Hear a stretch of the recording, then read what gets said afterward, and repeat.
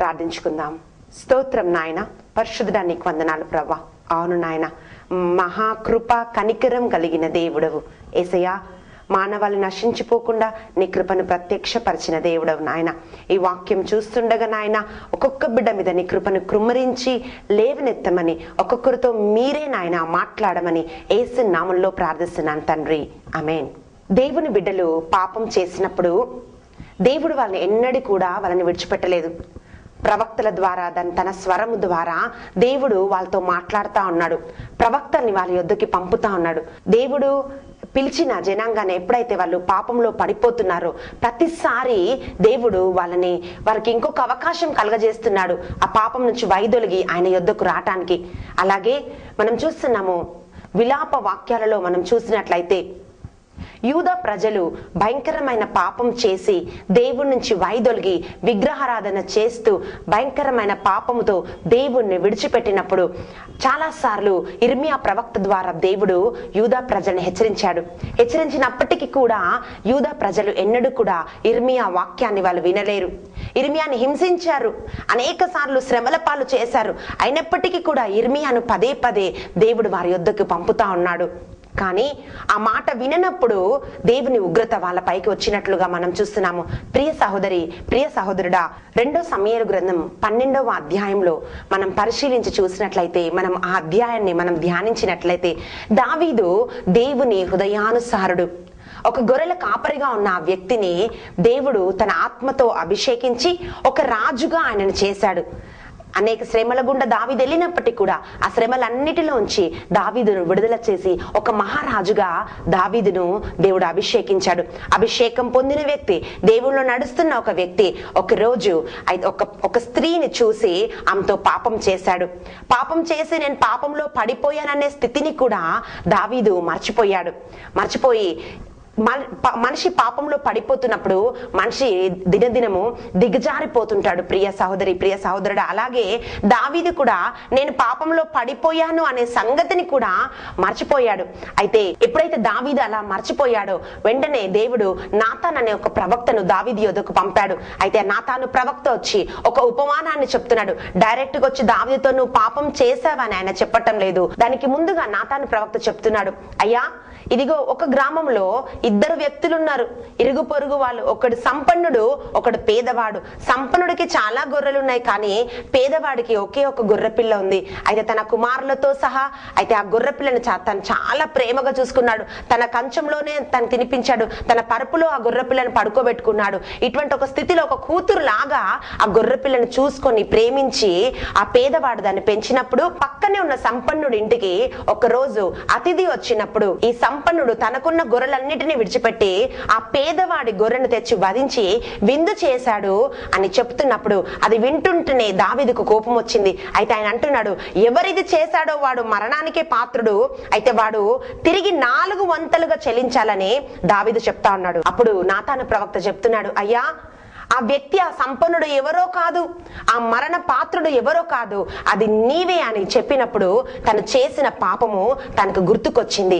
అప్పుడు దావీదు అంటున్నాడు, అయ్యో నేను నా దేవునికి విరోధంగా నేను పాపం చేశానే అని ఎప్పుడైతే ఆయన పశ్చాత్తాప పడినప్పుడు అప్పుడు నాతాను ప్రవక్త అంటున్నాడు, ఇదిగో దేవుడు నిన్ను క్షమించాడు, నువ్వు పశ్చాత్తాప పడినందుకు నిన్ను క్షమించాడని నాతాను ప్రవక్త చెప్తున్నాడు. 2 సమూయేలు గ్రంథం 12వ అధ్యాయము 13వ వచనంలో మనం చూసినట్లయితే, పాపంలో పడిపోయిన ఒక వ్యక్తి, పాపం చేస్తున్న ఒక వ్యక్తి నేను పాపంలో ఉన్నాననే సంగతిని మర్చిపోతాడు. అలాగే దావీదు దేవుణ్ణి వెంబడించాడు, కానీ ఎప్పుడైతే ఆ వ్యక్తి పాపంలో పడిపోయాడో, నేను పాపంలో ఉన్న సంగతిని మర్చిపోయాడు, అప్పుడు దేవుడు తన ప్రవక్తను దావీదు యొద్దకు పంపాడు. ప్రియ సహోదరి, ప్రియ సహోదరుడా, చాలా మంది ఈ లోకంలో పాపంలోనే జీవిస్తూ నా జీవితంలో ఏ పాపం లేదంటున్నాడు. అందుకే అనేక చోట్ల సువార్త ప్రకటించబడుతుంది. అనేక మంది వ్యక్తులని దేవుడు హెచ్చరించడానికి వాళ్ళ యొద్దకి పంపుతున్నాడు. అయితే సేవకుల ద్వారా హెచ్చరిస్తున్నాడు. కుటుంబంలో ఒకవేళ ప్రార్థించే వ్యక్తి ద్వారా వాళ్ళని హెచ్చరిస్తున్నప్పటికీ కూడా వాళ్ళు వినటం లేదు. అయితే దేవుడు ఏమంటున్నాడంటే, ఎప్పుడైతే మన పాపాలు ఒప్పుకొని మనం పశ్చాత్తాప పడతామో మనని రక్షించాలని దేవుడు వాంఛ. విలాప గీతాలు 3వ అధ్యాయంలో మనం చూస్తున్నాము, దేవుడు వాత్సల్యం గల దేవుడు, ఆయన మనని ప్రేమించే దేవుడు. ఎవరు కూడా నశించటము ఆయన చిత్తము కాదు. ప్రియ సహోదరి, ప్రియ సహోదరుడా, కానీ ఎన్నిసార్లు హెచ్చరించినను, ఎన్నిసార్లు గద్దించినను లోబడిని వాడు హఠాత్తుగా తిరుగు లేకుండా నాశనం అయిపోతాడని సామెతల్లో మనం వాక్యం చూస్తున్నాం. ఎన్నోసార్లు యూదా ప్రజలని ఇర్మియా ప్రవక్త ద్వారా దేవుడు హెచ్చరించాడు, కానీ ఆ ప్రజలు ఎన్నడూ కూడా ఇర్మియా మాట వాళ్ళు వినలేదు. అందుకే మనం చూస్తున్నాము విలాప వాక్యాలు 4వ అధ్యాయము 1-2 వచనాల్లో మనం చూస్తున్నాము. ప్రియ సహోదరి, ప్రియ సహోదరుడా, ఎన్నోసార్లు హెచ్చరించినను ఆ హెచ్చరికకు లోబడని యూదా ప్రజలు ఒకేసారి హఠాత్తుగా వారి మీదకి నాశనం వచ్చింది. విలాప వాక్యాలు అంటే అర్థం ఏమిటంటే, ఇర్మియా యెరూషలేం కొరకు విలపిస్తున్నాడు, దేవుడు ఎన్నుకున్న యూదా ప్రజల కొరకు విలపిస్తున్నాడు. ఎవరైనా మరణించినప్పుడు మనం గ్రామీణ ప్రాంతాల్లో వెళ్ళి చూసినట్లయితే వాళ్ళు చేసిన సంగతులన్నీ వాళ్ళన్ని చెప్తూ వాళ్ళు ఏడుస్తా ఉంటారు, వాళ్ళు విలపిస్తా ఉంటారు, వాళ్ళు రోధిస్తా ఉంటారు. అదే విధంగా ఈ ఇర్మియా దేని కొరకు ఆయన విలిపిస్తున్నాడంటే, తన సొంత కుటుంబం కొరకో తన కొరకు ఆయన విలిపించటం లేదు, నశించిపోతున్న యెరూషలేం కొరకు. అయితే యూదా ప్రజలు పట్టబడినప్పుడు భయంకరమైన స్థితిలో దేవుని ఉగ్రత యెరూషలేం మీదకి వచ్చి ఆ ప్రజలందరూ నశించిపోతున్నప్పుడు ఇర్మియా ప్రవక్త విలపిస్తూ ఆయన రోధిస్తూ ఆయన అంటున్నాడు, అయ్యో ఈ బంగారముకు ఎట్లా వన్నె తగ్గినది, ఇదిగో మేలి బంగారము లాగా, ఒక బంగారం లాగా ఉండవలసిన ఈ నా ప్రజలు అయితే ఎలా వీళ్ళు మట్టి కుండల్లాగా వీళ్ళు మారిపోయారని ఇర్మియా ప్రవక్త విలపిస్తున్నాడు. ప్రియబిడ్డ, ఇది దేవుని హృదయం.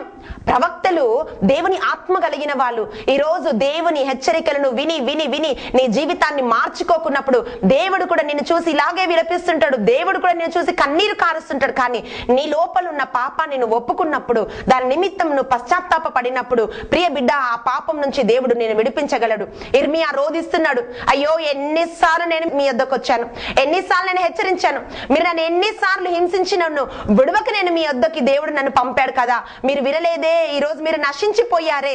ఇదిగో బంగారం ఎక్కడ, మట్టి పాత్ర ఎక్కడ? బంగారం పాత్రలాగా ఉండవలసిన ఈ యూదా ప్రజలు ఈ రోజు మట్టి కుండల్లాగా, ఒక విలువలేని వ్యక్తుల్లాగా వీరు మారిపోయారని ఇర్మియా దుఃఖముతో విలపిస్తున్నట్లుగా మనం చూస్తున్నాము. 3వ వచనం మనం పరిశీలించి చూసినట్లయితే అక్కడ వాక్యం ఇట్లా పలుకుతుంది, నక్కలైనను చన్నిచ్చి తన పిల్లలకు పాలిచ్చును, నా జనుల కుమారి ఎడారిలో ఉష్ణ పక్షం వలె క్రూరురాలాయెను. హల్లెలూయా. ఇర్మియా అంటున్నాడు, ఇదిగో నక్కలు కూడా తమ పిల్లలకి పాలిచ్చి పెంచుతాయి, కానీ ఈ సియోను కుమార్తెలు ఉష్ణ పక్షి అంటే నిప్పు కోడి, దానికి ఇంకొక అర్థం. అయితే నా బిడ్డలు నిప్పు కోడిలాగా ఎలా మారిపోయారని ఇర్మియా విలపిస్తున్నాడు. ప్రియ బిడ్డ, ఈ రోజు మనం ధ్యానించబోతున్న అంశం ఏమిటంటే, ఈ నిప్పు కోడిలాగా మనం ఎట్లా మారుతున్నాం, నిప్పు కోడి ఏం చేస్తుంది, దాని స్వభావం ఏమిటి, ఎందుకు ఇర్మియా దాంతో పోల్చి ఆయన రోధించాడో ఈరోజు మనం చూద్దాం. దేవుడు ప్రజలు, దేవుని ప్రజలుగా ఆశీర్వాదంగా అనేకులకు ఉండవలసిన ఈ ప్రజలు, వీళ్ళని చూసి వీళ్ళు దేవుణ్ణి ఆరాధించే వాళ్ళని దేవుని వాక్యం పలుకుతుంది. యోహాను సువార్త 15వ అధ్యాయంలో, మీరు ఫలించడం ద్వారా పరలోకపు తండ్రి మహిమ తెచ్చుకుంటాడు, మీ ద్వారా నాకు కీర్తి తెచ్చుకుంటానని యెషయా గ్రంథంలో దేవుడు సెలవిస్తున్నాడు. అయితే మనం ఎదుగుతున్నప్పుడు, మనం ఈ లోకంలో ఫలిస్తున్నప్పుడు మన ద్వారా దేవుడు మహిమ తెచ్చుకుంటాడు. అయితే దేవునికి మహిమకరంగా జీవించవలసిన వాళ్ళు ఎప్పుడైతే పాపంలో పడిపోతున్నారో, ఇర్మియా ప్రవక్త చెప్తున్నాడు, నిప్పు కోడి వలె మీరు మారిపోయారని ఇర్మియా రోధిస్తున్నాడు. అయితే ఆ నిప్పు కోడి యొక్క స్వభావాలు ఏంటో ఈ రోజు మనం పరిశీలన చేద్దాం. లేవికాండము 11వ అధ్యాయము 16వ వచనం మనం చూసినట్లయితే, ద్వితీయోపదేశ కాండము 14వ అధ్యాయము 15వ వచనంలో మనము ఈ 2 వచనాలు మనం పరిశీలన చేసినట్లయితే, మొదటిగా నిప్పు కోడి ఒక అపవిత్రమైన పక్షి. రెండోదిగా మనం చూసినట్లయితే యెషయా గ్రంథము 13వ అధ్యాయము 21వ వచనము, యెషయా గ్రంథము 34వ అధ్యాయము 13వ వచనము, ఈ 2 వచనాలు మనం పరిశీలన చేసినట్లయితే నిప్పు కోడి ఒక పాడైన స్థలములలో ఉన్నదంట. అలాగే నేను పరిశుద్ధులను గనుక మీరు కూడా పరిశుద్ధంగా ఉండాలని తన ఆత్మ చేత మనని పరిశుద్ధపరచడానికి తన ఆత్మనిచ్చిన దేవుడు. అందుకే ఇర్మియా అంటున్నాడు, ఇదిగో పవిత్రులుగా మీరుండి ఆ పవిత్రుడైన దేవుణ్ణి ఆరాధించవలసిన మీరు భయంకరమైన పాపం చేసు మీరు అపవిత్రులు అయిపోయారు. రెండవదిగా ఈ పక్షి పాడైన స్థలాలలో నివసిస్తున్నదంట. వాక్యం పలుకుతుంది యాకోబు రాసిన లేఖ 4వ అధ్యాయం 4వ వచనంలో, ఈ లోక స్నేహము దేవునికి వైరమను నువ్వు ఎరగవా అని దేవుడు పలుకుతున్నాడు. ప్రియ బిడ్డ, అలాగే దేవుని వాక్యం సెలవిస్తుంది, మీరు ఈ లోకంలో ఉన్న వాళ్ళు కానీ మీరు లోకమునకు చెందిన వాళ్ళు కాదు అని దేవుడు పలుకుతున్నాడు. అయితే ఈ లోకంలో అనేకమైన పాడైన స్థలాలలో నివసిస్తున్న వాళ్ళు చాలా మంది. పాడైన స్థలాలు అంటే అర్థం ఏమిటి? ఒకవేళ పెద్ద పెద్ద ఇళ్లలో లేకపోతే మంచి మంచి స్థలాలను నివసిస్తుండొచ్చు, ఈ లోకపరంగా అన్ని ఉండొచ్చు. కానీ పాడైన స్థలం ఏమిటంటే ఎక్కడైతే దేవుని సన్నిధి లేదు, ఎక్కడ దేవుని పరిశుద్ధత లేదు, ఎక్కడ దేవుని క్రియలు చేయటానికి నీకు ఆస్కారం లేదు, ఆ స్థలాలన్నీ పాడైన స్థలాలు. ప్రియ సహోదరి, ప్రియ సహోదరుడా, ఒక రోజు మేము ప్రేయర్ మీటింగ్ నుంచి తిరిగి వస్తున్నప్పుడు ఒక వైన్ షాప్ ని మేము చూసాం. ఆ వైన్ షాప్ ముందు సమాధులు ఉన్నాయి. కొంతమంది సోదరులు అక్కడ బయట నిలబడి తాగుతున్నారు, కొంతమంది ఆ సమాధుల్లోకి వెళ్ళి నిలబడి తాగుతున్నారు. ఆ పాడైన స్థలంలో నివసించాలని ఏ జ్ఞానం ఉన్న వ్యక్తి, ఏ వ్యక్తి అయినా కూడా సమాధుల్లోకి వెళ్ళి కొంచెం సేపు నిలబడాలి, కొంచెం సేపు విశ్రాంతి తీసుకోవాలని ఏ వ్యక్తి అనుకోడు. కానీ ఎప్పుడైతే వీళ్ళు అపవిత్రమైన కార్యాలు చేస్తున్నారో వాళ్ళ సమాధుల్లో వెళ్ళి తాగుతున్నారు. మేము ప్రేయర్ మీటింగ్ నుంచి వస్తున్నప్పుడు చూస్తున్నాం, కొంతమంది ఆ బయట నిలబడి తాగుతున్నారు రోడ్డు మీద, ఇంకా కొంతమంది ఆ బాటిల్స్ అన్ని తీసుకొని వెళ్ళి ఆ సమాధుల్లో కూర్చొని తాగుతున్నారు. పాడైన స్థలాలలో, దేవుడు వద్దన్న స్థలాలలోకి వెళ్ళి జీవిస్తున్న వాళ్ళు చాలా మంది. అందుకే ఇర్మియా రోధిస్తున్నాడు, ఇదిగో పవిత్రంగా ఉండవలసిన మీరు అపవిత్రతతో ఉన్నారా? ఇదిగో దేవుని స్థలాలలో, దేవుని సన్నిధిలో దావీదు అంటున్నాడయ్యా, నాకు ఒకే ఒక వరం అడుగుతున్నాను ప్రభా, నాకు ఒకే వరం కావాలి ప్రభా. అదేమిటంటే ఎప్పుడు నీ సన్నిధిలో నేను ఉండాలి, నిన్ను వెతుకుతూ నేను ఉండాలని దావీదు దేవుని సన్నిధిని వెతికిన ఒక వ్యక్తిలాగా మనం చూస్తున్నాం. అయితే దేవుని సన్నిధిని వెతకక నన్ను వెతుకువాడు, నన్ను జాగ్రత్తగా వెతుకువాడు నన్ను కనుగొంటాడని దేవుడు పలుకుతున్నాడు. కానీ దేవుని వెతికే వాళ్ళు ఈ రోజు చాలా కొద్ది మంది. ఈ లోకంలో లోక ఆశలని, అయితే లోక సుఖాలని వెతుకుతున్న వాళ్ళు చాలా మంది ప్రియ బిడ్డ. అయితే ఇటువంటి లోకపరమైన పాడైన స్థలాలలో నివసిస్తున్న వాళ్ళు చాలా మంది ఉన్నారు. ఈ ఉష్ణ పక్షి అయితే దాని స్వభావం చూసినట్లయితే అది ఒక మంచి స్థలంలో ఉండదంట, ఒక పాడైన స్థలంలో ఉన్నట్లుగా మనం చూస్తున్నాము. ఎలాగైతే కలేబరాల మీద గద్దెలు వాళ్తాయో, ఎలా రాబందులు వాళ్తాయో, అలాగే ఎక్కడ అపవిత్రత ఉందో, ఎక్కడ పాడైన ఉందో అక్కడ ఈ నిప్పుకోడి నివాసం ఏర్పరచుకున్నట్లుగా మనం చూస్తున్నాం. యోబు గ్రంథం 39వ అధ్యాయము 13వ వచనంలో మనం చూస్తున్నాము, నిప్పుకోడికి రెక్కలున్నాయంట, అయితే వాటికి వెంట్రుకలు ఉన్నాయి, కానీ దానికి వాత్సల్యము లేదు అని వాక్యం తెలియజేస్తుంది. రెక్కలు కాపుదలకు గుర్తుగా ఉన్నాయి. కోడి తన పిల్లలని ఏదైనా గద్ద కానీ లేకపోతే పిల్లి కానీ వచ్చి తినేస్తుంది అన్నప్పుడు తన రెక్కల కింద అది భద్రం చేసుకొని కాపాడుతూ ఉంటది. అయితే రెక్కలు కాపుదలకు ఒక గుర్తుగా ఉన్నాయి. కీర్తన 91:4వ వచనంలో మనం చూస్తున్నాము, ఆయన తన రెక్కలతో నిన్ను కప్పును, ఆయన రెక్కల క్రింద నీకు ఆశ్రయము కలుగును అని దేవుడు వాగ్దానం ఇస్తున్నాడు. ఆయన వాత్సల్యం కలిగిన దేవుడు. ప్రియ బిడ్డ, నీకు ఆపదలు వస్తున్నప్పుడు, సాతాను నిన్ను వెంటాడుతున్నప్పుడు, నువ్వు భయములో ఆందోళనలు ఉన్నప్పుడు ఆయన తన రెక్కల కింద తన బిడ్డల్ని ఆయన భద్రం చేసుకుంటాడు. దేవుడి పోలిక చొప్పున ఆయన స్వభావములో సృష్టించబడిన మనము దేవుడు ప్రేమ స్వరూపి కనుక మనం కూడా అటువంటి ఒక ప్రేమను కలిగి ఉండాలని దేవుడు చెప్తున్నాడు.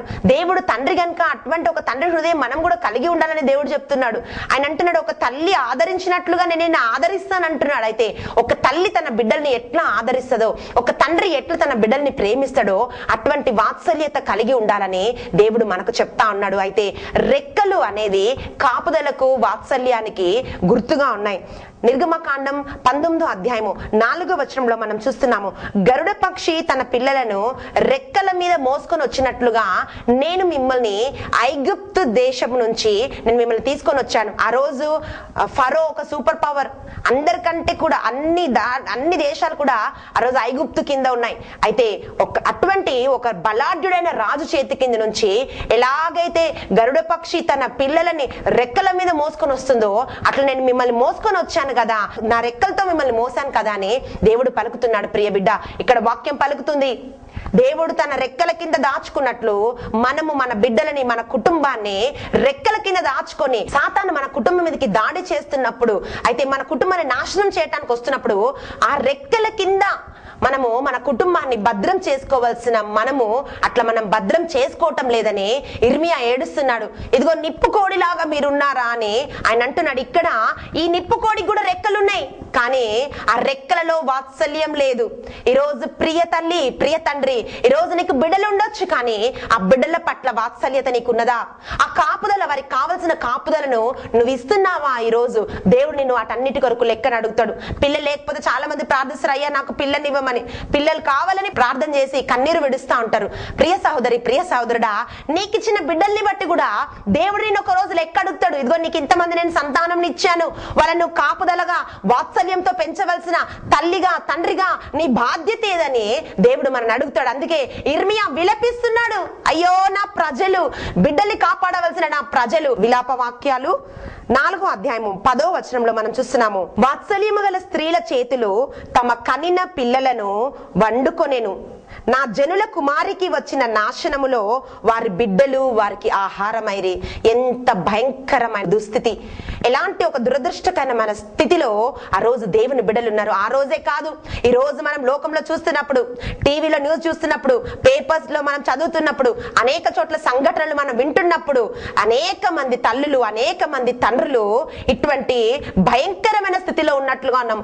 క్రూరంగా వాళ్ళు ప్రవర్తిస్తున్నట్లుగా మనం చూస్తున్నాం. అయ్యో మన బిడ్డలకు ఏమైనా చిన్న దెబ్బ తగిలితే, లేకపోతే ఒక అనారోగ్యం వస్తే రాత్రంతా మేల్కొని ఉండి మనకి పరిచర్యలు చేసే తల్లులు లేకపోలేదు. అయితే ఇంకా కొంతమంది తల్లులు ఎన్నోసార్లు న్యూస్ లో చూస్తున్నప్పుడు, ఒక రోజు ఒక న్యూస్ చూసినప్పుడు చాలా బాధ కలిగింది. ఒక చిన్న బిడ్డను ఒక తల్లి ముళ్ళ కంచెల్లో పడేసింది.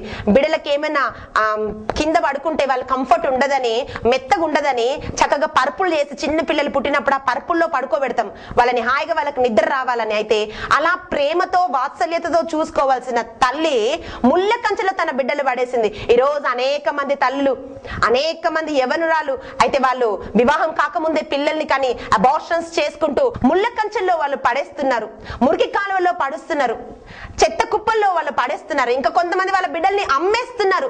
ఇంకా కొంతమంది అమ్మేస్తే మళ్ళీ బిడ్డలు అందరికి తెలిసిపోతుందేమో బయటకు వెళ్తే అని తమ బిడ్డల్నే చంపుతున్న వాళ్ళు అనేక మంది ఈ రోజు లేకపోలేదు. అటువంటి ఒక సంఘటనలు ఎన్నో మనం వింటున్నాం, ఎన్నో చూస్తున్నాము. ప్రియ సహోదరి, ప్రియ సహోదరుడా, ఇదంతా కూడా పాపం యొక్క వేతనము.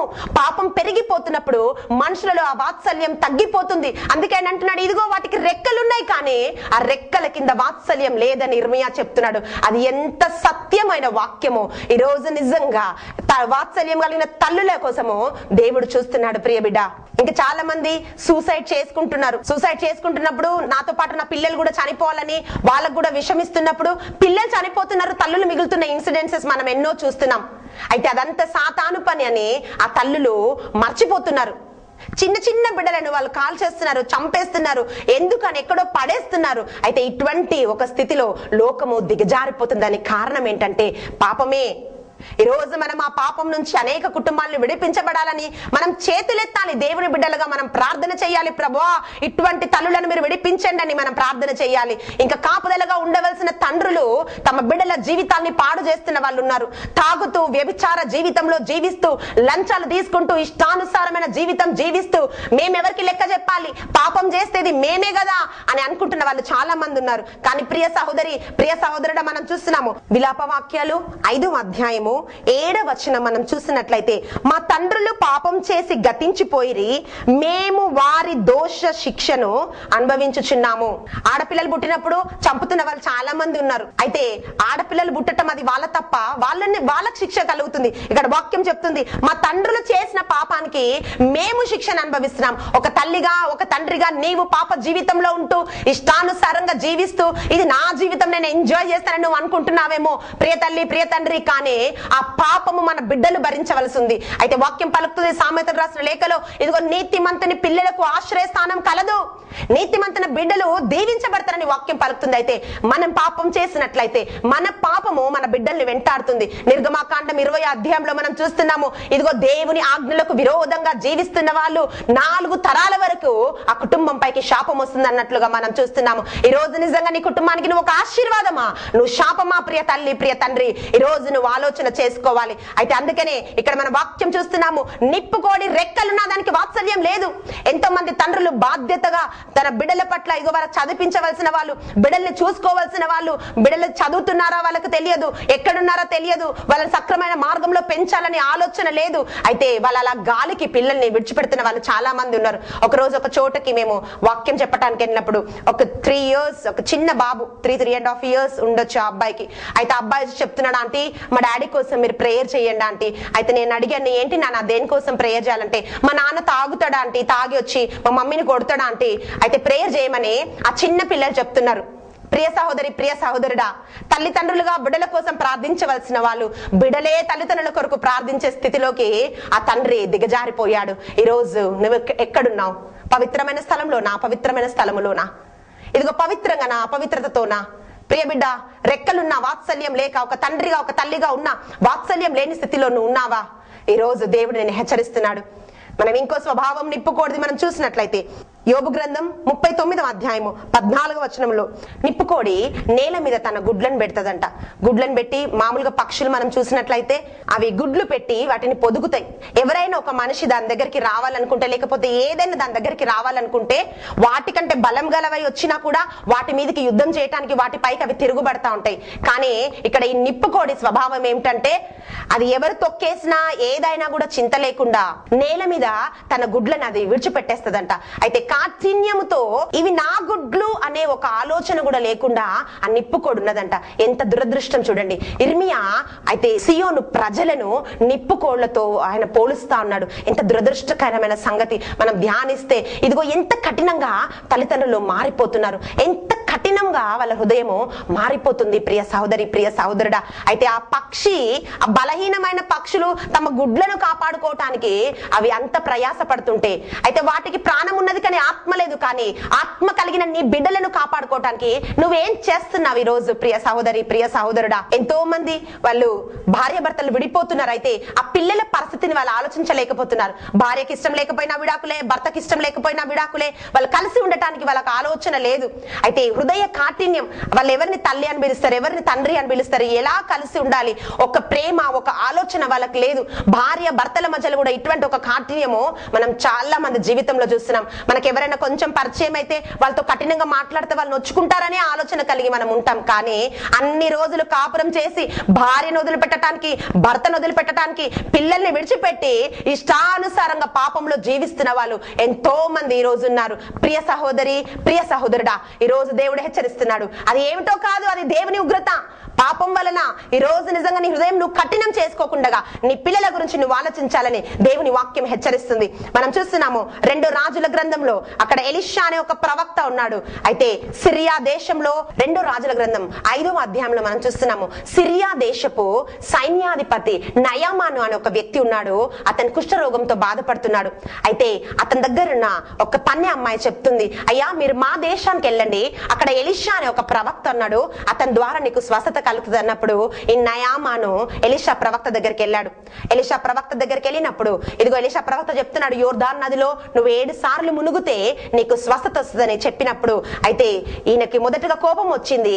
కానీ తన దగ్గర ఉన్న సేవకులు చెప్తున్నారు, అయ్యా నీకేం కష్టమైనది చెయ్యమనలేదు కదా, నువ్వు వెళ్ళి ఆ యోర్దాన్ నదిలో స్నానం చేసినంత మాత్రాన ఏం జరుగుతుంది, ఇదే కదా నీకు తేలిక అని చెప్పినప్పుడు నయామాన్ వెళ్ళి ఆ యోర్దాన్ నదిలో స్నానం చేసినప్పుడు ఆయన లోపల ఉన్న కుష్ఠరోగానికి స్వస్థత కలిగిందంట. అయితే ఆయన సంతోషంతో ఎలీషా ప్రవక్త దగ్గరకు వచ్చి కొన్ని కానుకలు సమర్పించాలనుకున్నాడు. అయితే ఆయన చెప్తున్నాడు, అయ్యా ఇదిగో నేను కొద్దిగా వెండిని, కొన్ని బట్టలు నేను నీకు ఇస్తాను, నువ్వు తీసుకోమన్నప్పుడు ఎలీషా అంటున్నాడు, ఇదిగో నాకు ఏమీ వద్దు అని పంపించినప్పుడు ఎలీషా దగ్గర ఒక సేవకుడు ఉన్నాడు, అతని పేరే గేహాజీ. ఆయన అనుకుంటున్నాడు, ఏంటి మా యజమానుడు పిచ్చోడా, వెండి వస్త్రాలు, మంచి మంచి వస్త్రాలు వెండి ఇస్తుంటే ఈయన ఎందుకు వద్దంటున్నాడని ఆయన అనుకున్నాడు. అయితే ఎప్పుడైతే నయామాను ఎలీషా దగ్గర సెలవు తీసుకొని వెళ్ళిపోతున్నాడో, రథంలో బయలుదేరి వెళ్తున్నాడో, వెనుక గేహాజీ పరిగెత్తుతున్నాడు. అయితే పరిగెత్తుతున్న ఈ గేహాజీని చూసి నయామాను తన రథాన్ని ఆపాడు. ఆపి గేహాజీతో అంటున్నాడు, అయ్యా నువ్వు నన్ను ఎందుకు నా వెనకాల పరిగెత్తుతూ వస్తున్నప్పుడు అని అడుగుతున్నప్పుడు గేహాజీ ఇట్లా సమాధానం ఇస్తున్నాడు. 2 రాజుల గ్రంథం 5వ అధ్యాయము 22వ వచనంలో మనం చూస్తున్నాము. వచ్చి నయామాన్ దగ్గర ఏం చెప్తున్నాడంటే, అయ్యా ఇప్పుడే ఎఫ్రాయిం దగ్గర నుంచి 2 యవనస్తులు వచ్చారు, వాళ్ళు కూడా ప్రవక్తలే. 2 మనుగుల వెండి, 2 దుస్తులు అంటే 2 జతల బట్టలు కావాలని మా యజమానుడు నన్ను పంపించాడని గేహాజీ చెప్తున్నాడు. అయితే అని అంటాడు, అయ్యో ఇంతేంటి నువ్వు డబల్ తీసుకెళ్ళు వెండి అని 4 మనుగుల వెండి ఇచ్చి ఆ 2 జతల వస్త్రాలు ఇచ్చి గేహాజీతో పంపించినప్పుడు వెనకాల సేవకులను ఇచ్చి మోసుకొని వచ్చారు. ఆ సేవకులు గేహాజీ వెనుక మోసుకొని వచ్చి అయితే ఎలీషా దగ్గరకు అక్కడికి రాగానే ఆయన సేవకుల్ని పంపించి అది తీసుకొని వెళ్ళి మంచిగా దాచిపెట్టి ఇంట్లో ఎప్పుడులాగానే ఎలీషా దగ్గరకు వచ్చాడు. అయితే ఎలీషా దగ్గరకు వచ్చినప్పుడు ఎలీషా ఒక మాట అంటున్నాడు. ప్రియ సహోదరి, ప్రియ సహోదరుడా, 2 రాజుల గ్రంథం 5వ అధ్యాయము 27వ వచనంలో మనం చూసినట్లయితే ఆయన అంటున్నాడు, 26, 27 మనం చూసినట్లయితే, కానీ ప్రియ సహోదరి, ప్రియ సహోదరుడా, నువ్వు సంపాదిస్తున్న ప్రతి ఒక్క సంపాదనకు ఒక రోజు నువ్వు దేవుని ముందు నువ్వు లెక్క చెప్పాలి. ఈ రోజు నువ్వు భోగభాగ్యాలు అనుభవిస్తుండొచ్చు, ఈ రోజు ఒక కంఫర్టబుల్ లైఫ్ నువ్వు లీడ్ చేస్తుండొచ్చు, కానీ వాటన్నిటికి లెక్క చెప్పవలసిన రోజు ఒక రోజు ఉన్నది. అయితే ఈ రోజు గేహాజీ అట్లాగే అనుకున్నాడు, మేము చక్కగా మేము ఇది చేసుకోవచ్చు అని. కానీ ఆ డబ్బు తీసుకొని ఇంట్లో పెట్టగానే ఎలీషా ప్రవక్తకు తెలిసి అంటున్నాడు, ఇదిగో నయామాను విడిచిపెట్టిన అదే కుష్ఠరోగము నీ కుటుంబంలో తరతరాలు ఉండునుగా. కానీ ఎప్పుడైతే ఆయన శపించాడో, సంపాదించినది ఏమిటి ఆయన తరాలకు? ఎలీషా దగ్గర ఉండి అభిషేకం పొందవలసిన ఒక వ్యక్తి లంచం కొరకు, కొద్ది డబ్బు కొరకు ఆశపడి తన వంశ తరతరాలకు కుష్టి రోగాన్ని సంపాదించాడు. ఈ రోజు తండ్రిగా నువ్వేం సంపాదిస్తున్నావు? ఈ రోజు తల్లిగా నీ బిడ్డల కొరకు నువ్వేం సంపాదిస్తున్నావు? ప్రియ బిడ్డ, ఈ రోజు నువ్వు సంపాదిస్తున్న ఆస్తులు తరిగిపోవచ్చు, కానీ నువ్వు సంపాదిస్తున్న ఆశీర్వాదము తరతరాలు నీ బిడ్డల్ని అంటి పెట్టుకొని ఉంటాయి. మార్కు సువార్త 6వ అధ్యాయము 17 నుంచి 29 వచనాల వరకు మనం చూసినట్లయితే, హేరోదు రాజు తన సోదరుడైన ఫిలిప్ భార్య అయిన హెరోదియాని ఆయన వివాహం చేసుకున్నాడు. అప్పుడు బాప్తిస్మ యోహాన్ అంటున్నాడు, అయ్యా నువ్వు చేస్తున్నది పాపం, నీ సోదరుడు భార్యతో నువ్వు అట్లా పాపం చేయకూడదని హెచ్చరించినప్పుడు, అయితే ఆ హెరోదియాకి చాలా కోపం వచ్చింది. కోపం వచ్చి హేరోదు రాజు కూడా కోపం వచ్చింది. కానీ అతను దేవుని అభిషేకం ఉన్న వ్యక్తి అని ఆయనని ఏమనలేదు. కానీ హేరోదియా బాప్తిస్మ యోహాన్ మీద పగబెట్టుకుంది. ఒక దినం వచ్చింది, ఆమె ఒక సమయం కోసం వేచి ఉంది. ఆ సమయం ఏమిటంటే, హేరోదు రాజు జన్మదినం జరుపుకుంటున్నప్పుడు చాలా మంది ప్రముఖులు వచ్చినప్పుడు అయితే తన కూతుర్ని డాన్స్ చేయడానికి పంపించింది. అయితే ఆమె వాళ్ళందరి ముందు మంచిగా నృత్యం చేసినప్పుడు ఆ రాజు అడుగుతున్నాడు, నీకేం కావాలో నేను ఇస్తాను, మమ్మల్ని అందరూ నువ్వు సంతోష పెట్టావు కనుక ఈ రాజ్యంలో సగభాగమైన నీకు ఇస్తామని ఎప్పుడైతే చెప్తే, ఆమె వెళ్ళి తన తల్లిని సలహా అడుగుతుంది. ఆ సలహా ఏమిటంటే, అమ్మా నేను వెళ్ళి ఏం అడగాలన్నప్పుడు ఆమె చెప్తుంది, ఏమి నువ్వు అడగకు, బాప్తిస్మ యోహాను తల నరికి పల్లెంలో పెట్టి ఇవ్వమని అడగమని చెప్తుంది. ప్రియ సహోదరి, ప్రియ సహోదరుడా, ఎంత కఠినమైన విషయం. ఒక తల్లి పాపంలో ఉన్నప్పుడు ఆ బిడ్డల్ని కూడా పాపంలోకి నడిపిస్తుంది. అయితే ఆమె పాప జీవితంలో జీవిస్తుంది. అయితే నేను పాపంలో ఉన్నాను కదా, నా బిడ్డలు మంచిగా ఉండాలని ఒక తల్లి ఆశపడాలి. కానీ ఇక్కడ ఈ తల్లి చేస్తున్న పని ఏమిటో తెలుసా? మొదటిగా తన కూతురిని నృత్యం చేయడానికి పంపించింది. రెండోదిగా మనం చూస్తున్నాము, అయితే ఆమె ధనం అడగొచ్చు, లేకపోతే ఏమో సుఖాలు సౌఖ్యాలు అడగొచ్చు, కానీ ఆమె ఏం అడగమంటుందంటే, ఎవరైతే ఇది తప్పు అని హెచ్చరిస్తున్నారో ఆ వ్యక్తి తల నరుకొని పల్లెంలో పెట్టుకొని తీసుకురమ్మని. ఎక్కడైనా రోడ్డు మీద యాక్సిడెంట్ జరుగుతూనే మనం చూడాలంటే ఎంత భయంకరంగా ఉంటది. అయితే ఒక మనిషి తలను పల్లెంలో మోసుకొని ఆ కూతురు తీసుకొని తల్లికి బహుకరించినట్లుగా మనం చూస్తున్నాం. ఈ రోజు ఆ తల్లి పాపంలో ఉన్నది కనుక ఆ బిడ్డలందరూ ఆ పాపము ఆ కూతుర్ని కూడా వెంటాడేలాగా, ఆ కూతురు కూడా పాపం చేసేలాగా ఆ తల్లి నడిపించింది. ఈ రోజు మన జీవితాల్లో ఎక్కడైనా పాపం ఉంటే, ప్రియ సహోదరి, ప్రియ సహోదరుడా, దిద్దుకోవడానికి ఈ రోజు నువ్వు సిద్ధంగా ఉన్నట్లయితే దేవుడు నిన్ను ఆశీర్వదించడానికి సిద్ధంగా ఉన్నాడు. ఆదికాండము 22వ అధ్యాయము 17, 18 వచనాలు మనం చూసినట్లయితే, అబ్రహాముకు దేవుడు ఒక దీవెనిస్తున్నాడు. ఆ దీవెన ఏమిటంటే, నేను నిన్ను ఆశీర్వదిస్తాను మొదటిగా. రెండోదిగా ఆయన అంటున్నాడు, నీ సంతానాన్ని ఆకాశపు నక్షత్రం వలె, సముద్ర తీరంలోని ఇసుక రేణువుల వలె నేను విస్తరింపజేస్తానని ఆయన వాగ్దానం ఇస్తున్నాడు. మూడోదిగా మనం చూస్తున్నాము, నీ సంతతి వారు శత్రువుల గౌరిని స్వాధీనపరచుకుంటారు. అబ్రహాం పొందుకున్న గొప్ప ఆశీర్వాదం ఏంటో తెలుసా? ఆయన మాత్రమే ఆశీర్వదింపబడలేదు. దేవుడు అంటున్నాడు, ఇక్కడ నీ సంతతి సాతాన్ని జయిస్తది. అదే ఆశీర్వాదము అబ్రహాం పొందుకున్నాడు. ప్రియ బిడ్డ, 4వ విషయం మనం చూస్తున్నాము, మరియు నీవు నా మాట వినినందున భూలోకంలోని జనములన్నీ నీ సంతానము ద్వారా ఆశీర్వదింపబడతాయి. ఒకే ఒక వ్యక్తి వెల చెల్లించాడు. సంతతి తరతరాల వరకు అబ్రహాము దీవెనలాగున్నాడు. ప్రియ బిడ్డ, ఈరోజు నువ్వు వెల చెల్లిస్తే, ఈ రోజు నీ బిడ్డల కొరకు నువ్వు ప్రార్థించడం మొదలు పెడితే, నీ సంతతి జనాలలో ఆశీర్వాదంగా మార్చబడుతుంది. అందుకే యెషయా గ్రంథం 41వ అధ్యాయం 8వ వచనంలో మనం చూస్తున్నాము, నా సేవకుడైన ఇజ్రాయేలు, నేను ఏర్పరచుకున్న యాకోబు, నా స్నేహితుడైన అబ్రహాము సంతానమా అని దేవుడు చెప్తా ఉన్నాడు. యాకోబుని అంటున్నాడు, అయ్యో నా అబ్రహాము సంతానం అనే అంత విలువగా యాకోబును చూస్తున్నాడు. జక్కయ్య గురించి మనం చూస్తే లూకా సువార్త 19వ అధ్యాయము 9వ వచనంలో జక్కయ్యను దేవుడు అంటున్నాడు, ఈయన కూడా అబ్రహాము సంతానమే. అంటే అబ్రహాముకు ఎంత ప్రాముఖ్యత ఉందో మనం పరిశీలన చేయాలి. మామూలుగా దేవుడు యేసయ్య దీవించవచ్చు జక్కయ్యను, కానీ అలా దీవించలేదు. అబ్రహాము ఆ రోజు ఎట్లయితే బ్లెస్సింగ్ ఉన్నాడో, ఆ అబ్రహాము ఆశీర్వాదం నీపైకి కూడా వస్తుందని జక్కయ్యతో అంటున్నాడు. ఈ జక్కయ్య కూడా కూడా అబ్రహాము సంతానమే అని యేసయ్య ఎన్నో సంవత్సరాల క్రితం అబ్రహాము ఉన్నది, కానీ జక్కయ్య దీవెన పొందుకుంటున్నప్పుడు యేసయ్య అబ్రహాము పేరు తీసి జక్కయ్యను దీవించాడు. ప్రియబిడ్డ, తరాలు గడిచిపోతుండొచ్చు, నువ్వు సంపాదించిన ఆస్తులు అన్ని పోతుండొచ్చు, నీవు కనుమరుగైపోతుండవచ్చు, కానీ నువ్వు దేవుళ్ళో నడిచిన ఆ జీవితం ద్వారా తరతరాల వరకు నువ్వు ఆశీర్వాదంగా ఉంటావు. దేవుడు నీ బిడ్డల్ని చూస్తున్నప్పుడు, ఇదిగో సొలొమోను పాపం చేసినప్పుడు దేవుడు అంటున్నాడు, ఇదిగో నేను నీకెన్నిసార్లు నేను హెచ్చరించాను, కానీ నువ్వు వినలేదు, నేను నాశనం చేయాలనుకున్నాను, కానీ నా హృదయానుసారమైన దావీదును బట్టి నిన్ను విడిచిపెడుతున్నానని సొలొమోనుతో దేవుడు మాట్లాడాడు. ప్రియబిడ్డ, ఒకవేళ ఫ్యూచర్ లో మన పిల్లలు చూసినప్పుడు దేవుడు అనాలి, ఇదిగో నా కుమార్తెను బట్టి, నా కుమారుని బట్టి ఈ రోజు నేను వదిలిపెడుతున్నానని దేవుడు అనగలిగే ఒక స్థితిలో నువ్వు ఉన్నావా? ఈ రోజు ఆలోచన చేసుకో, కళ్ళు మూసుకొని ఈరోజు ప్రార్థనలో ఏకీభవించు. ప్రియ సహోదరి, ప్రియ సహోదరుడా, తరతరాల వరకు అబ్రహాములాగా ఆశీర్వాదంగా మార్చమని ఈ రోజు అడుగుదాం. కళ్ళు మూసుకొని. స్తోత్రం నాయన, పరిశుద్ధాత్ముడా నీకు వందనాలు ప్రభా. అయ్యా, ఈ వాక్యం వింటున్న ఒక్కొక్క కుటుంబం మీదకి నీ బలమైన పరిశుద్ధాత్మ శక్తి ఆవరించును గాక ప్రభా. అయ్యా, ఇదిగో నా తండ్రి నాయన యేసయ్యా నీకు స్తోత్రము ప్రభా. అయ్యా, మేము పాపులమని ఒప్పుకుంటే ప్రభా మా పాపాలని నాయన నువ్వు తీసివేసే దేవుడు నాయన. శాపంలో ఉన్న ప్రతి ఒక్కరి శాపాన్ని నువ్వు మోసి మమ్మల్ని దీవెనగా మార్చిన దేవుడు.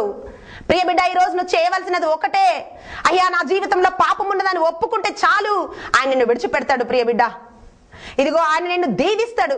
అయ్యా నా జీవితంలో శాపం ఉందని నువ్వు ఒప్పుకుంటే చాలు, ఆయన నిన్ను దీవెనగా మారుస్తాడు. ఈ రోజు అడుగు ప్రభా, అబ్రహాములాగా నన్ను దీవెనగా మార్చయ్యా తరతరాల వరకు ప్రభా. అయ్యా నా కుటుంబానికి నేను దీవెనగా మారాలని ఈ రోజు నువ్వు సమర్పించుకో. ప్రియ బిడ్డ, ఇదిగో నీ బిడ్డలు నేను ధన్యురాలంటారు, ఇదిగో నీ కుమారులు నిన్ను ధన్యుడు అంటారు. ఒక రోజు అటువంటి ఒక రోజు వస్తుంది, మా అమ్మ చేయబట్టే, మా నాన్న చేయబట్టే ఈ రోజు మేము ఇటువంటి జీవితం జీవిస్తున్నాన్ని నిన్ను కొనియాడే రోజు ఒక రోజు వస్తుంది. ప్రియ బిడ్డ, ఈ రోజు నువ్వు సమర్పించుకున్నట్లయితే ఆ ప్రత్యేకమైన దీవెనలు, ఆశీర్వాదాలు దేవుడు ఈ రోజు నీ మీద కృమ్మరిస్తున్నాడు. అయ్యా, ఈ కుటుంబాలన్నిటినీ ప్రభా అయ్యా మీ పాద సన్నిధిలోకి సమర్పిస్తుండగా అయ్యా వీళ్ళందరినీ కూడా ఆశీర్వాదంగా మార్చమని తరతరాల వరకు ప్రభా నా తండ్రి అయ్యా వీరి ద్వారా దీవెనలు పలుకులాగా వీళ్ళని లేవనెత్తమని యేసు నామములో ప్రార్థిస్తున్నాం తండ్రి. ఆమేన్.